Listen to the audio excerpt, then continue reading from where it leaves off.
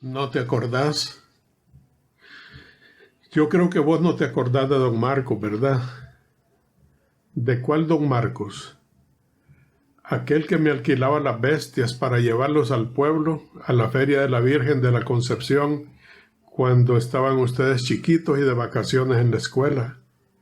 Era como en la primera semana de diciembre. Voy a creer que no te acordás de don Marcos. Vivía en aquella casa grande y vetusta que estaba en la bajadita como quien va para el río, y que estaba debajo de un gran palencón de Guanacaste, y que tenía un cerco de pura raja. ¿Ya te acordaste? No, que era trigueño quemado y delgadito que parecía vara de cohete. ¿No te acordás? Pero vos ya habías nacido. Seguro es que estabas muy pequeño y por eso no te acordás. Porque la mente de uno cuando está pequeño es igual de estrecha a cuando te vas poniendo viejo. Pues fíjate que don Marcos no vivía tan mal. Tenía sus vaquitas, sus caballos y unas trojas de maíz que se mantenían repletas, porque siempre tenía buenas cosechas y no era poquitero.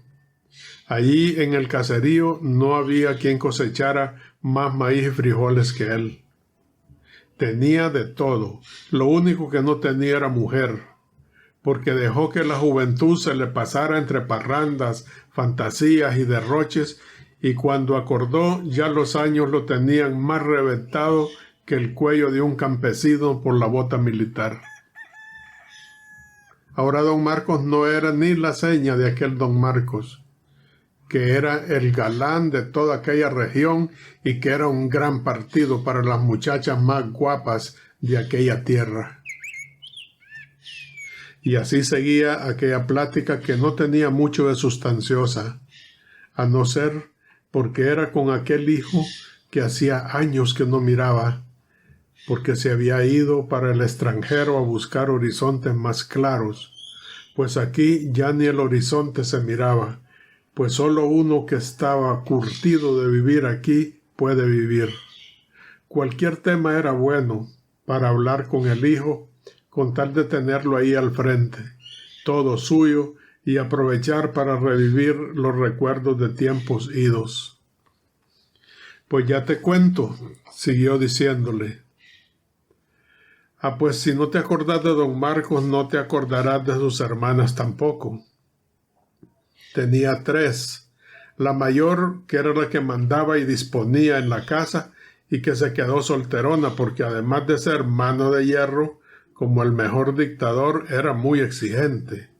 Quería un hombre trabajador, sin vicios, cariñoso, que no se dejara mandar de su familia, que fuera dócil, o sea que para donde ella le diera, para ahí agarrara.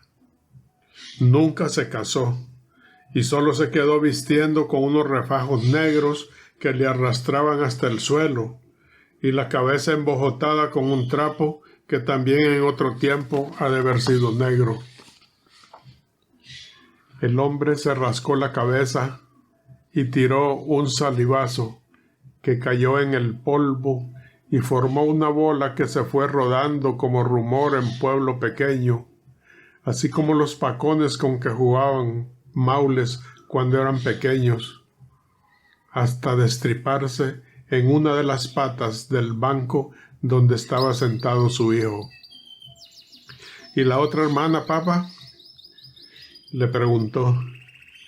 La segunda se encargaba de la cocina, de mantenerle a don Marcos su ropa limpia, bien lavadita, remendada, almidonada y aplanchada.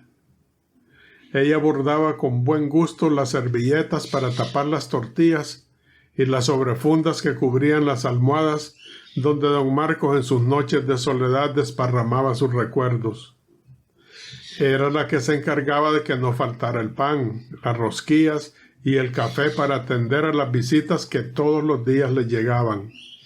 Siempre fue aquella una casa muy visitada. Era una gran mujer aquella. Siempre quiso un hombre, pero no era muy agraciada. Su físico no le favorecía. Pasaba ya de los 50 y no perdía las esperanzas. Pero San Antonio nunca se acordó de darle una ayudadita. Ya el salivazo que había estallado se había secado. El sol empezaba a caer y sentía que la plática a su hijo empezaba a aburrirle, pues estaba bostezando muy seguido. ¿No será que te estoy aburriendo, mi hijo?, le preguntó. No, ¿cómo va a creer, papá? Dijo que eran 3 las hermanas de don Marcos. ¿Y la otra cómo era? La otra era la menor. Aquella le habían roto el corazón y todo lo demás, pues era muy bondadosa y muy dadivosa. Tuvo un tiempo en el que era muy popular. Era en los tiempos en que era muy agraciada, pues ahora quedó como flor de malva rosa pigiada por una tormenta. Ahora solo pasaba llorando, con los ojos hinchados de tanto llorar. Decía que había sido muy desdichada, que nadie se había hecho cargo de ella, y sigue quejándose de su suerte, mientras sigue marchitándose, solo esperando a desgajarse, triste y lentamente del tallo. Esas eran las hermanas de don Marcos, y todos vivían juntitos compartiendo sus recuerdos y contemplando sus vidas en descenso en aquella vieja casa que había sido construida muchos años atrás por los abuelos de don Marcos, y que ya se le miraban los estacones carcomidos por el paso de los años, y que a duras penas sostenían sus paredes.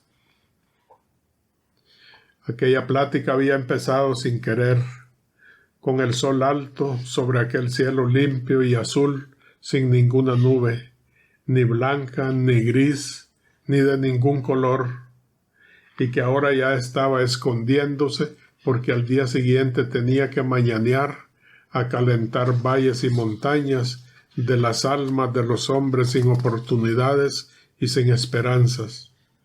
No hay mejor cosa que platicar con un hijo que te ponga atención, aunque sea por educación, o por el puro gusto de verte cuando hablas y cómo hablas, y sobre todo cuando hace tiempo que no lo ves.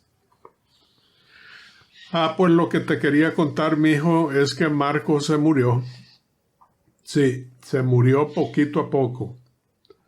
Te acababas de ir cuando murió. Se dio por vencido. Se fue poniendo bien flaco, mejor dicho tostado, porque flaco fue toda la vida. Los ojos se le hundieron y la voz se le puso como hueca. Le sonaba como encajonada y escupía sangre, la fina sangre, cuando se le revolvía aquella tos. ¿Sería que estaba enfermo de los pulmones? Sí, le dijo, estaba tísico. La tisis le fue comiendo los pulmones. Pasaba bebiendo de todo lo que le decían, pero nada le llegaba. Dicen que los médicos le decían que ya no tenía cura. Esa enfermedad no tenía cura, mijo. Si ves a un enfermo de eso, no te le vayas a acercar mucho, porque eso es bien pasativo y no se cura. ¿Y será cierto que la tisis pega también en la cabeza, papá? Eso sí es verdad, mijo. Claro que también pega en la cabeza y sus alrededores, y te come los pensamientos. Los deja en nada, como en blanco. O si no te los come del todo, te deja pensando disparatado, pensando y mirando las cosas todas torcidas, pensando que tenés un buen gobierno y tal vez te está matando de hambre, y hasta peleas con los demás por esas cosas. Claro que la tisis pega también en la cabeza, y dicen que es la más peligrosa. Hasta te puede dejar pensando que sos todopoderoso y tal vez no tenés ni en qué caer muerto, o pensar que sos el dueño del país y que podés hacer con el pueblo lo que se te antoje. ¿Me estás escuchando? Sí, papá. No te oigo muy claro, pero algo te estoy entendiendo. ¿Será que la tisis también pega en el entendimiento? Y más en el entendimiento de los gobiernos, y dicen que es pasativa, que no tiene cura y que no hay vacuna. No hay vacuna, mijo. El hombre aquel había estado con su mirada fija en ninguna parte. Se estremeció de repente y una lágrima solitaria y silenciosa se deslizó lentamente por su barba añeja hasta esconderse en el polvo caliente, haciendo un hoyo como los que hacen las primeras gotas de lluvia. ¿Cómo le gustaría de verdad tener a su hijo ahí cerca y que nunca se le fuera? ¿Cómo le gustaría que aquella plática hubiera sido realidad?